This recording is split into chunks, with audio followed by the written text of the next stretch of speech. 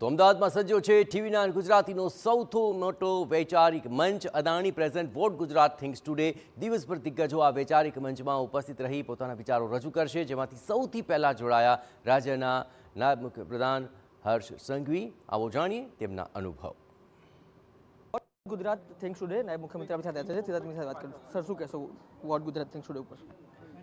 ખૂબ સારું કોન્ક્લેવ છે અને કોન્ક્લેવ થકી રાજ્યના પ્રત્યેક નાગરિકો સુધી ભવિષ્યનું ગુજરાત કેવું હોઈ શકે, આજના ગુજરાતનું અચીવમેન્ટ, ભૂતકાળના ગુજરાતે કઈ રીતે સંઘર્ષ કરીને આજના ગુજરાત સુધી આપણે પહોંચ્યા છે અને આજથી આગળ લઈ જવા માટે કઈ રીતે કઈ દિશામાં પ્રત્યેક નાગરિકો, પ્રત્યેક સમાજો, પ્રત્યેક ક્ષેત્ર, રાજ્ય સરકાર, મીડિયા બધા જ લોકો પોતપોતાનો સામાજિક રોલ સમજીને રાજ્યના વિકાસમાં સહભાગી કઈ રીતે થઈ શકે તે દિશાનું આ કોન્ક્લેવને હું ખૂબ ખૂબ અભિનંદન આપું છું। TV9ના 18 વર્ષને બી ખૂબ ખૂબ અભિનંદન। લેન્ડ જેહાદ અને લવ જેહાદ ઉપર સરકાર આગામી દિવસમાં કેવી રીતે કામ કરશે? જવાબ આપી લીધો।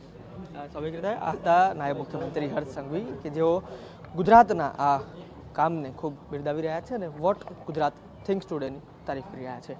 કેમેરા પર્સન દીપક સૈન સાથે રોનક વર્મા, TV9 અમદાવાદ।